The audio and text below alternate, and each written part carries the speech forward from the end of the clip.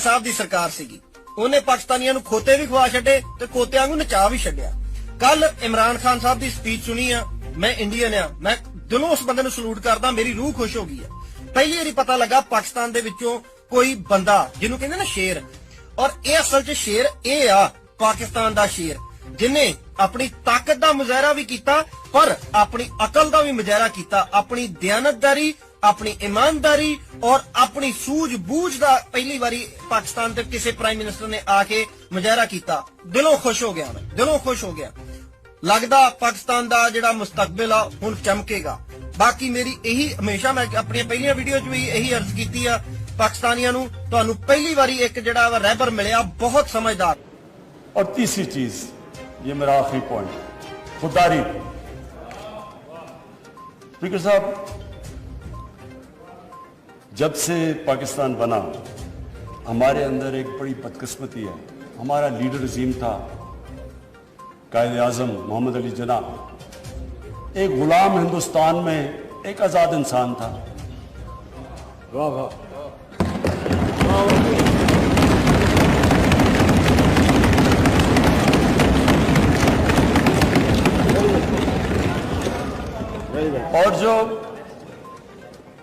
और जो हमारे जिसकी हम उम्मत है, मैं सिर्फ एक छोटी सी चीज नरेट करना चाहता हूं, ये बड़ा इंपॉर्टेंट है समझने के लिए कि ये कितनी बड़ी ख्वाब थी पाकिस्तान।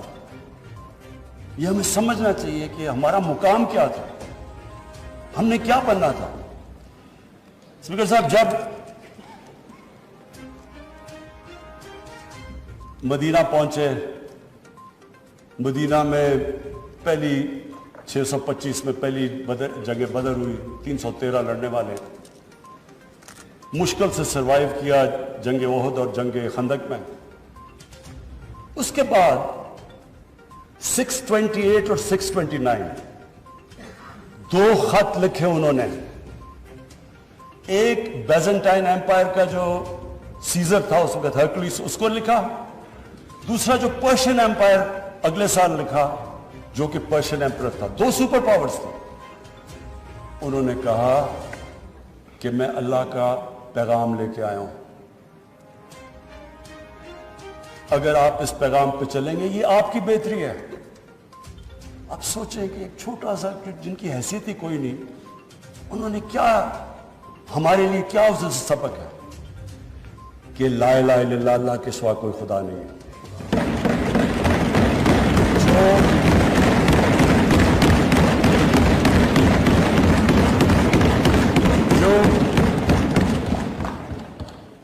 जो अल्लाह के सामने झुकता है वो किसी इंसान के सामने नहीं झुकता, चाहे वो रोमन एम्परर हो और चाहे वो पर्शियन एम्परर हो। और कौन सोच रहा था कि वही जो बड़े एम्पायर्स थे, सुपर पावर्स थी, वो देखते थे यार वो देखे ये तो आज तो मॉडर्न डे है, उन दिनों में तो ऊंट की ट्रेवल थी। तो सोचें कि इतनी तेजी से वो कैसे कोलैप्स कर गया। देखिए, जो ला इलाहा इल्लल्लाह है ना, वो इंसान में गैरत देता है, और गैरत के बगैर ना कोई इंसान बड़े काम करता है, ना आज तक कौमी गैरत के बगैर कोई मुल्क उठा है।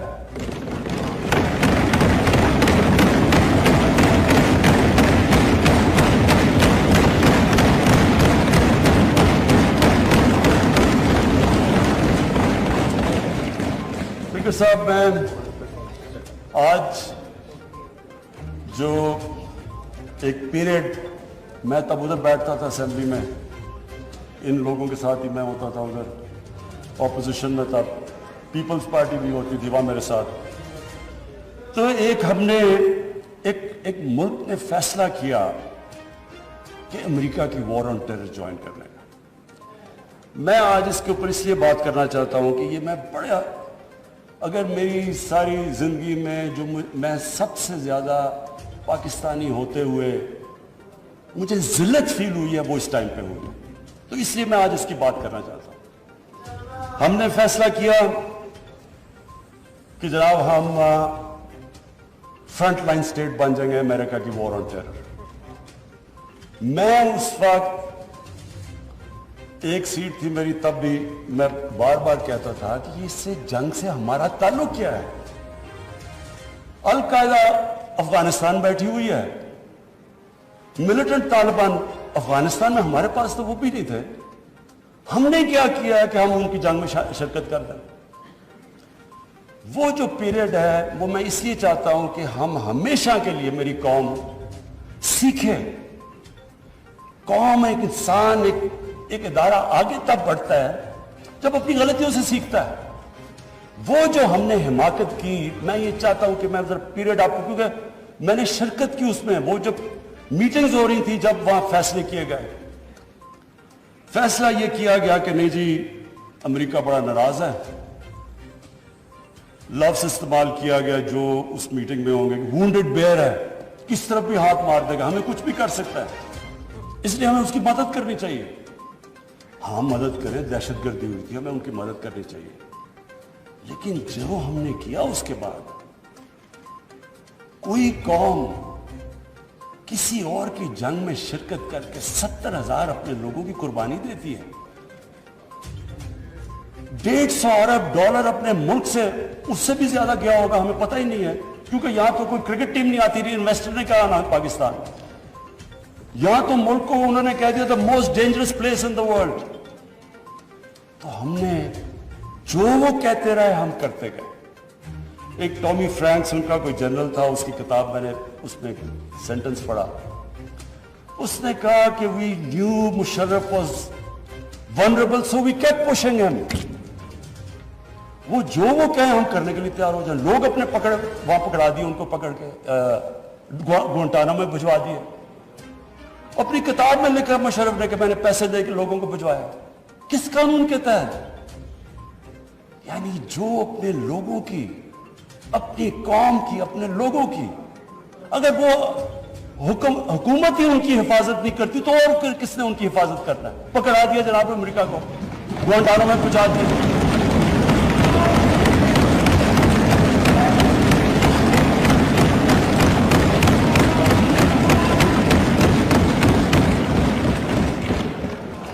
اور یہاں رکی نہیں بات. قبائلی علاقے میں جی وہاں تورا بورا کے بعد ان کے تھوڑے سے القاعدہ آ گیا. القاعدہ تورا بورا کے بعد آ گئے. اوپن بارڈر تھا قبائلی علاقے میں. ہمیں انہوں نے حکم کیا کہ آپ جا کے ان کو اپنی فوج بھیجو قبائلی علاقے میں. چند 100 القاعدہ کے پیچھے ہم نے اپنی فوج بھیج دی قبائلی علاقے میں. اب جب فوج قبائلی علاقے میں جائے گی، وہ اپنے لوگ تھے ادھر، جو پھر ادھر سے وہ ڈرون اٹیک کریں، وہاں ہمارے شہری مر جائیں، ادھر ہماری فوج جس کو پتہ ہی نہیں کہ کس کے پیچھے جا رہے ہیں، چند 100 لوگوں کے پیچھے قبائلی علاقے میں گئے. اس کا نتیجہ کیا ہوا؟ آدھا ہمارا قبائلی علاقے کے لوگوں نے نقل مکانی کی. وہ قبائلی علاقہ ابھی تک کہیں ریکور نہیں کیا. میری طرح کا آدمی جو کہتا گیا کہ یہ غلط ہو رہا ہے، مجھے طالبان خان بنا دیا. یعنی وہ میں جب کہتا تھا افغانستان میں کوئی ملٹری سلوشن نہیں، جناب یہ پرو طالبان ہے.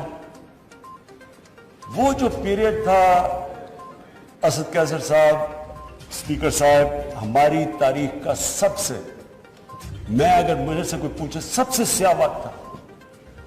ہمیں پتہ ہی نہیں ہے کہ دشمن کون ہے، دوست کون ہے. امریکہ ہمارا دوست ہے. کبھی یہ سنا ہے کہ آپ کا دوست اپنے ملک میں بمباری کر رہا ہو؟ کہ دنیا میں یہ سنا ہے کہ آپ کے ملک میں ڈرون اٹیکس کر رہے ہو؟ آپ کا اعلان ہے.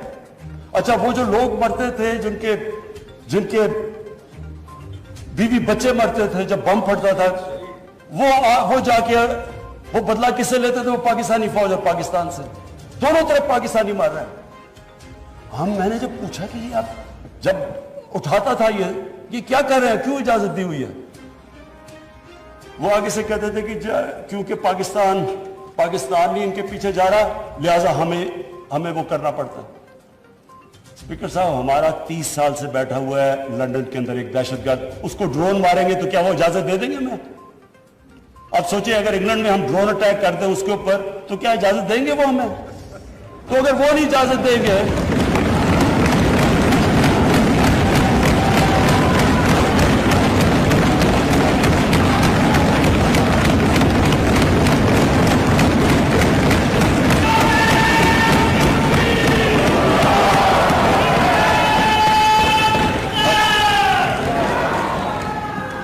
صاحب اگر وہ اجازت نہیں دیں گے تو ہم نے کیوں اجازت دی؟ کیا ہم سب ہیومن ہیں؟ ہم آدھے انسان ہیں؟ یا کیا ہماری کوئی ویلیو ہماری جان کی نہیں جو اتنی کی؟ ہمارے ملک میں اجازت دی گئی گورنمنٹ سے جھوٹ بول رہا لوگوں سے کہ نہیں جی ہم مذمت کرتے ہیں ڈرون اٹیکس کی. ذلت دیکھیں کیا ہے کہ پہلے ان کو اجازت دے رہے ہیں اور اتنا حوصلہ نہیں ہے کہ پبلک کو کہے کہ ہم نے اجازت دی ہوئی ہے, مذمت کر رہے ہیں جی ان کی. ایک میٹنگ ہوئی, اوپن ہیئرنگ ہوئی سینٹ کے اندر. اس میٹنگ کے اندر سینیٹر کارل لیون پوچھتا ہے ایڈمرل ملن سے کہ آپ یہ کیوں پاکستان میں یہ ڈرون اٹیکس کر رہے ہیں جب پاکستانی حکومت مذمت کرتی ہے. ایڈمرل ملن اوپن ہیئرنگ کے اندر کارل لیون کو کہتا کہ ہم پاکستان حکومت کی اجازت سے کر رہے ہیں. وہ آگے سے کیا کہتا؟ اب یہ شیم کی تو یہ بات ہے, وہ آگے سے کہتا ہے کہ کیوں پاکستانی حکومت سچ نہیں بولتی اپنی لوگوں سے, کیوں دوگلی ہے. اور یہ اوپن اسپیکر صاحب یہ اوپن کیبنٹ سینٹ کی ہیئرنگ پہ جو پبلک کے اندر ہوتی ہے اس میں یہ ہو رہا ہے. ہم نے اپنے آپ کو ذلیل کیا, ہمیں دنیا نے نہیں ذلیل کیا, ہم نے ذلیل کیا اپنے آپ. ہم اگر آج ان کو امریکہ کا کیا برا بھلا کہیں جب آپ نے خود اجازت دی ہوئی تھی اپنے لوگوں کو مارنے کے لیے.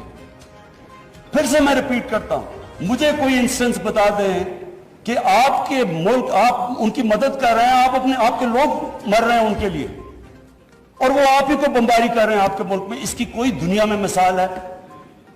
اور یہ ہم نے اجازت دی. اور اسپیکر صاحب پھر ہم کہتے ہیں کہ ہماری دنیا میں جی عزت نہیں ہے.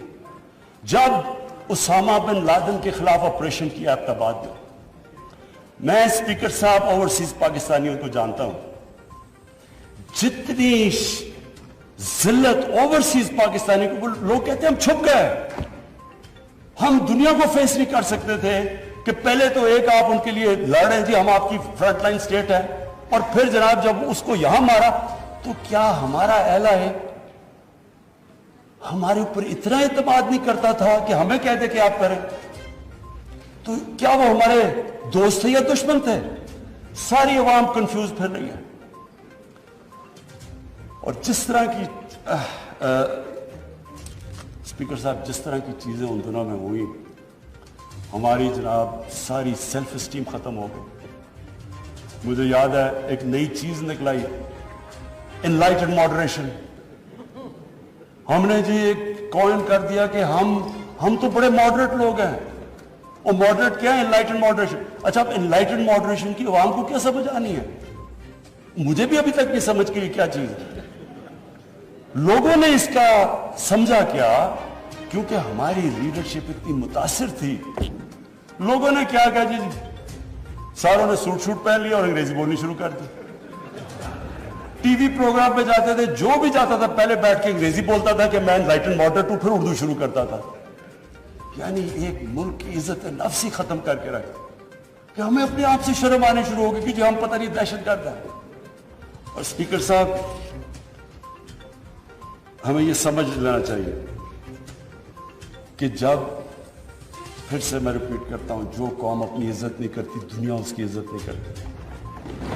ہمیں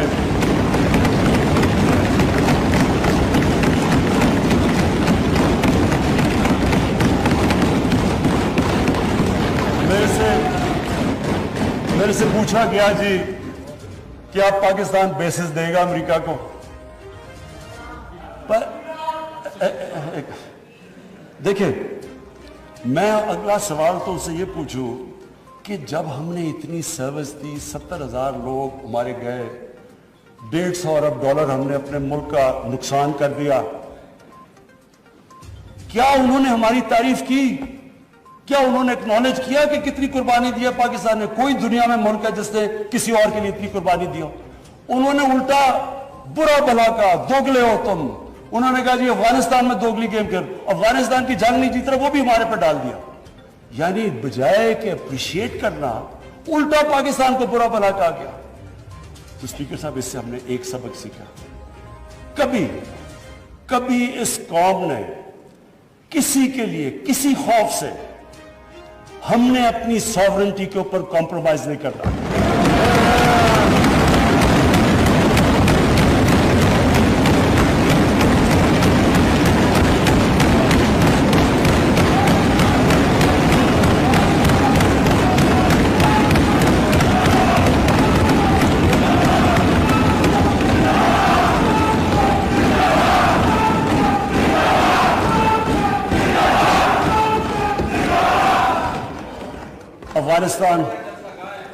अफगानिस्तान ये वाकई हमारे लिए एक बड़ा मुश्किल अब वक्त आ रहा है।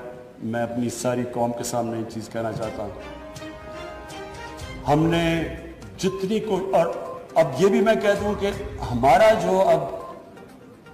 जो हमारा और अमेरिका का इस वक्त इंटरेस्ट है वो एक ही अफगानिस्तान में। वो भी शुक्र है इतनी देर के बाद इस नतीजे पे आ गए हैं कि अफगानिस्तान में मिलिट्री सोल्यूशन नहीं है। जल्दी आ जाते तो शायद इतना ज्यादा खून ना होता।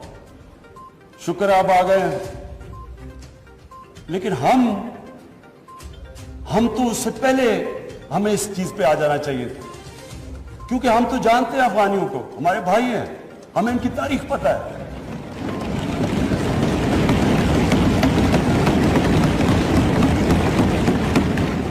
कभी अफगानिस्तान ने बाहर से इंटरफेरेंस एक्सेप्ट नहीं की, चाहे वो अंग्रेजों का देख लेते 19th सेंचुरी में, चाहे रूसियों का देख लें, सोवियट्स का, और चाहे ये जो इतनी लंबी सारी अमेरिका की तारीख में सबसे बड़ी जंग के बाद वो भी इस नतीजे पे पहुंच गए कि कोई मिलिट्री सोल्यूशन नहीं था। हमें अगर हम प्रोएक्टिव होते, हम उस वक्त एक खुददार हुकूमत खड़ी होकर कहती कि आप बिल्कुल गलत कर रहे हैं, अगर हम करते हम उनको बचा लेते, उधर से भी खून को बचा लेते जो हुआ है वहां अफगानियों का, और दूसरी तरफ इनको भी एक बेहतर टाइम पे ये निकल सकते थे।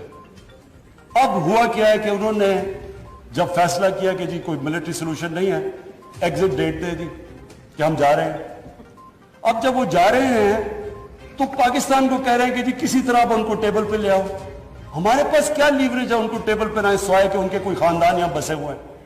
क्या उनके खानदानों को पकड़ के जेलों में डाल दें? क्या करे और पाकिस्तान तो सिर्फ उनको कह सकता है ना कि मिलिट्री सोल्यूशन के ऊपर अगर आप जाएंगे तो वहां सिविल वॉर लंबी हो जाएगी तालिबान को, और सिविल वॉर लंबी होगी, अफगानिस्तान की भी तबाही है, और पाकिस्तान उसके बाद वो मुल्क है जिसको नुकसान होगा।